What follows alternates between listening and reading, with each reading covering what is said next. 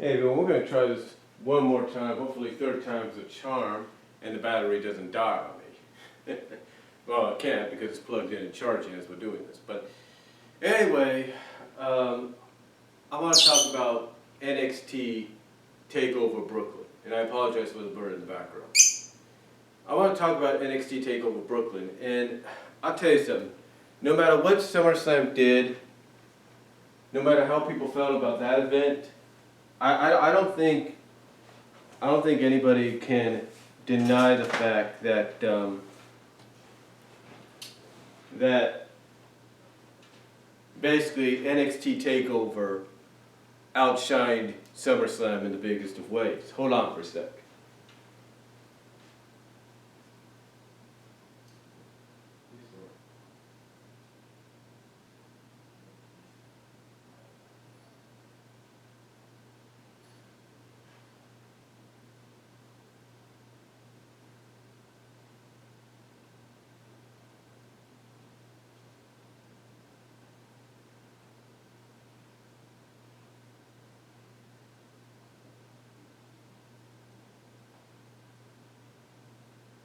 Sorry about that. I don't want the bird chirping a lot and interrupting. But anyway, like I said, so, no matter what SummerSlam did or didn't do, NXT TakeOver Brooklyn outshined it so many times. I mean, from top to bottom, from start to finish, this was just a tremendously well-produced, well-executed, very well-booked show. I mean, the way it opened up is you have Triple H just standing in the ring like this, spotlights on him, everything's dark. He's doing a promo saying it started with a whisper, and then it grew into something more, became a revolution, and all of a sudden he just opens up, he raises his hands like this, and the lights come on, and you see a sold-out Barclays Center, of 1,500 people in attendance. Possibly the biggest crowd, well, not possibly, but in fact, the biggest crowd in NXT history. Now you might say, well, Brian, NXT's been in front of bigger crowds, remember? That was Vince McMahon's NXT. Let's get something straight. That was Vince McMahon's NXT. That was more of a hybrid of wrestling and a variety show that became nothing more than just, a glorified version of FCW at that time. This is an NXT under a whole new vision. It's been revamped, rebooted. This is an NXT that definitely stands by what it says it is. It's an NXT that's about the next generation, about those that want to get that opportunity, that want to be the future, and even about those that want to come back and refresh themselves and feel they still have time left in this business to where they can contribute more and actually have another shot. And this is a great platform for them because this is basically essentially the creme de la creme, if you're an indie fan of independent wrestling, but on a grander scale. But this here, from top to bottom, a tremendous show. Tremendous show. I mean, we started out on a hot note with Jushin Thunder Liger against Tyler Breeze. Tyler Breeze's entrance, you can definitely tell he gets that main roster officially. That's the kind of entrance that he's going to have at pay-per-views and stuff. He's going to have those kind of entrances. And the same with Sasha Banks, and I'll get into that in a little bit. But these two, both Liger and Breeze, had a tremendous opening match. Liger has proven that just like they said on the announcing team, that he's like a fine wine. He just gets better with age.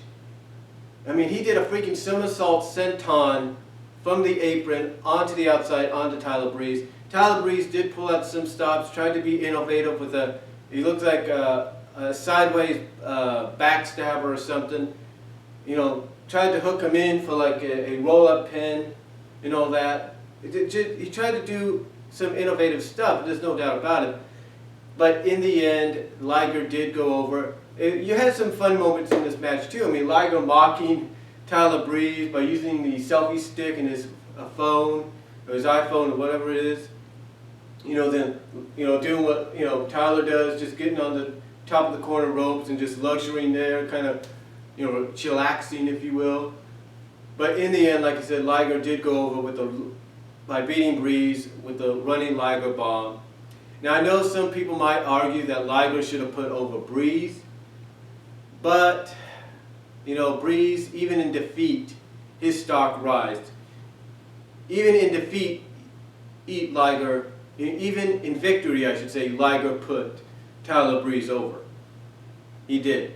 No matter what happened, no matter what the result was going to be, even in victory, Liger put Tyler Breeze over. And don't be surprised that before this year is out, maybe even tonight, maybe before Survivor Series, maybe even after Survivor Series, you see Tyler Breeze make his official debut on the main roster. Do not be surprised by that. Do not be surprised. And, again, I know some people might argue and say, well, why would they put Liger over somebody? Liger, who was a main IWGP guy, but was also a semi-main WCW guy. Why would they put him over, and yet they don't put Sting over Triple H? Let me tell you why. See, Liger, yes, was a semi-main WCW guy, but he wasn't always there. He wasn't always there week after week after week after week after week. He was there on certain occasions. He was there when he needed to be. He was there maybe when he didn't have anything to do in Japan or anywhere. He was there, but he wasn't always there week after week after week. Yes, when he was the Cruiserweight Champion, he was there. I'm not going to deny that. But he wasn't, like I said, wasn't there all the time. When he was the Light Heavyweight Champion, yes, he was there. But he wasn't there all the time. He wasn't like, okay, we'll send Liger to a contract, he can only compete here in WCW. No. He was there because of WCW's agreement with New Japan and everything. So, like I said, Liger wasn't always there. Sting was constantly there every day and night. Even in his whole year without going in the ring, he was always there. So, again, there's a big difference. The other difference is Sting, let's not kid ourselves, he knew about the ending, he knew the finish.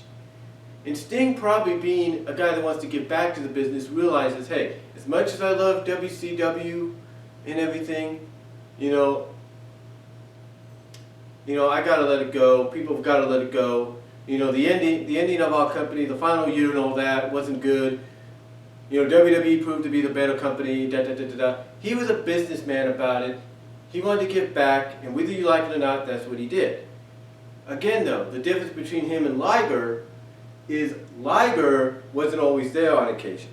Okay, he wasn't always there competing day after day. He wasn't at the live events.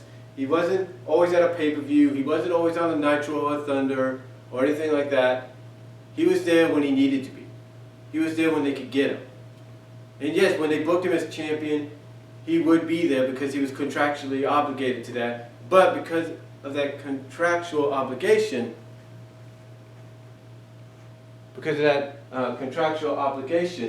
he could also defend the championship in Japan. So it's part of that working agreement between New Japan and WCW. So there's your answer to that. But another reason Liger went over in this match is because they're going to put the guy in the Hall of Fame next year. Why do you think they would bring him now, have him go over someone like Tyler Breeze, even putting Tyler Breeze over in defeat, even in victory, I should say? Why do you think they would do that? Because they're going to put him in the Hall of Fame next year. Every year, WWE, let's not kid ourselves, puts an international star. Whether it's an international star from Mexico, known for putting helping to put Lucha Libre on the map. If it's an international star from Japan, for putting Japan Wrestling on the map, or wherever, they always put someone international. Now, before you say, well, Bret Hart, British, Bret Hart was international, Bret Hart was a WWE guy. He was always there. He was a WCW guy. He was always there. So he wasn't truly international. An international inductee for the Hall of Fame is someone that comes over on occasions. he comes over on occasion, makes those rare appearances. And again, I know some people might argue, well, you know, Liger was in WCW, made more appearances in WCW than anything because of the agreement between them and New Japan. It didn't always mean, even when he was champion, he was there. That's the point I'm trying to get at. Again, that's the point I'm trying to get at. But the point is, the international inductee is for someone that made rare occasion, that would make rare appearances, maybe 2-3 times a year. They would show up in the WWE and wrestle, or in WCW and wrestle, or wherever a major promotion was, and they would compete. Now, sometimes in a year it'd be more than, they probably do more than their share, but again, because of the contractual agreements, and if that person was champion as well. But for Liger, for him to go in this year, it's because of that. He falls right into that category. He does. I mean, look, he makes occasional appearances. He still will with Ring of Honor because he has ties with New Japan. He'll make appearances in Mexico for CMLL and maybe even AAA. You know, he'll make appearances for PWG. He'll make appearances on various other independent promotions, but it won't be full time. It won't be all on a constant basis. It'll be those rare occasions where you get this international guy. He comes in, gives you a match, and there you go. So to me, Jushin Thunder Liger falls into that international inductee category where he's eligible to go in. Now, let's get to the next match. The next match, of course, was the Vaudevillains against Blake and Murphy with Alexis Bliss. I will say this, I haven't paid much attention to NXT like I should, but when the last time I saw Alexis Bliss, she was trying to be this fairy-like little girl about magic and everything. Oh my gosh, you're talking about a transformation, and a much needed one, maybe in the eyes of the NXT faithful. But she goes from that to being a sassy, in-your-face, like semi-valley girl, like totally, you're pathetic.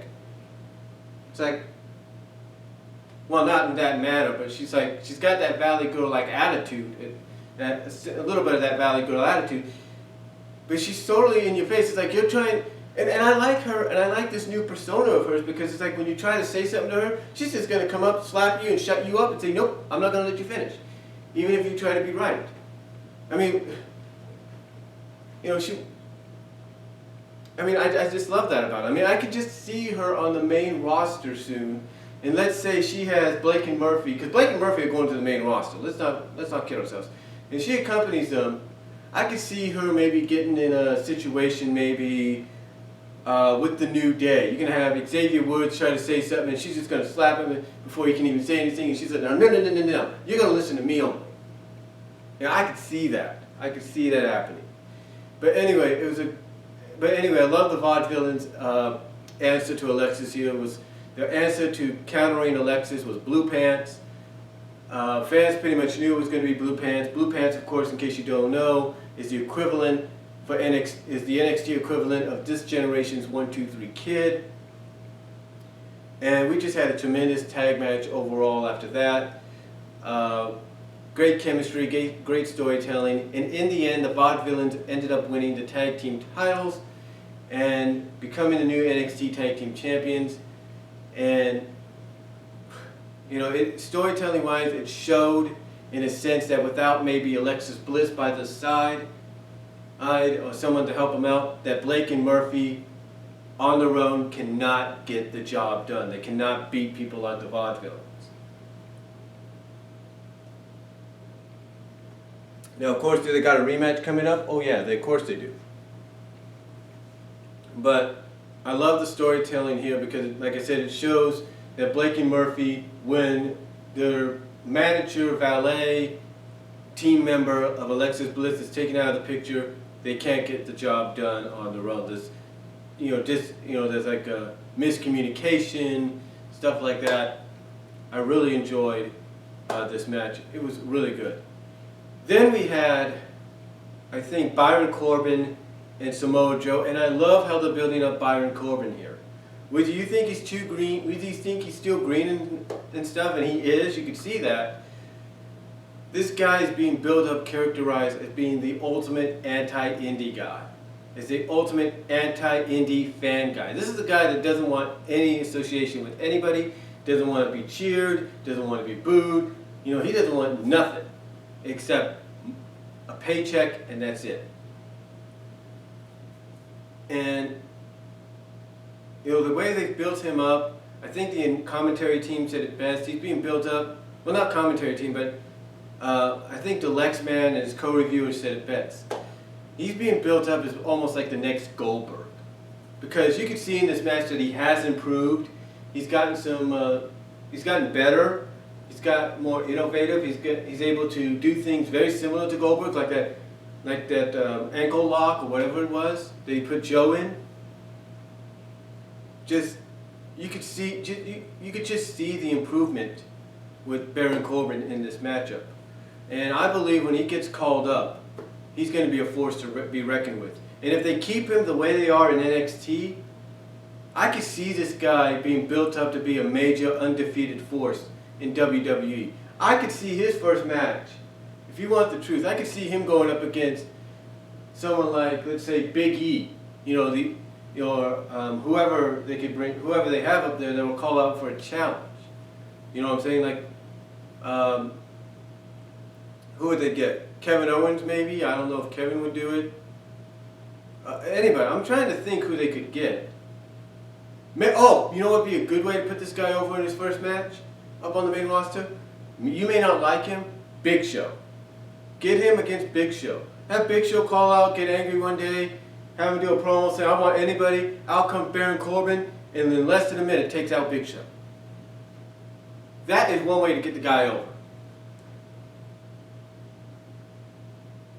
Again, that is one way to get the guy over. To me, you put him against Big Show, there's one way to get him over. In my opinion.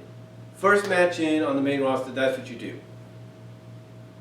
But anyway, this was a great physical, stiff match between Joe and Baron Corbin. Very, did I say Baron Corbin? I apologize if I did, but Baron Corbin. Just a tremendous stiff match. Some even said it was kind of similar to the strong style that you see in Japan, but very stiff match between the two. In the end, Samoa Joe did win with the Kakia clutch, basically choking out basically choking out Corbin. But Corbin didn't tap. Anytime I've seen Samoa Joe put that Kakia clutch on somebody, whether he was in TNA, Ring of Honor, or seeing him in person at Central States Wrestling, the person would usually go real quickly. Not here. Baron Corbin passed out. Now there have been some people that have passed out to moves like that, and it makes them look strong even in defeat, and it makes Baron still look like a very, legitimate force to be reckoned with, because he's a guy that got put in this clutch and didn't tap out, he passed out. And that's one way to keep a guy that you want to get behind, like WWE is obviously behind this guy, and they're going to be, and obviously they're also behind Joe. You want to get him over. You really do. Now I know some people might say that the ending to it, getting into that position, was kind of maybe screwed up a little bit, but again, Baron is still learning, he's still improving, and maybe that's how they planned it out. I don't know. But anyway, great physical, stiff match between the two. Then we had, I think, what was it, Apollo Crews, I think his name was, I don't know, against Ty Dillinger. Now, in case anybody that's seen Ty Dillinger, for anybody that's wondering, why does he look familiar to me? The guy is Gavin Spears from ECW, WWE's ECW. That's Gavin Spears. Yeah, Sean Spears, that's him. But anyway, this was a great debut match for Yuha Nation, now known as Apollo Crews. This guy is basically a hybrid of what WWE likes. He's a powerhouse, but he's also agile and athletic. I mean, this guy could straight up go in the ring. You could see that. And he can do things that I don't think anybody would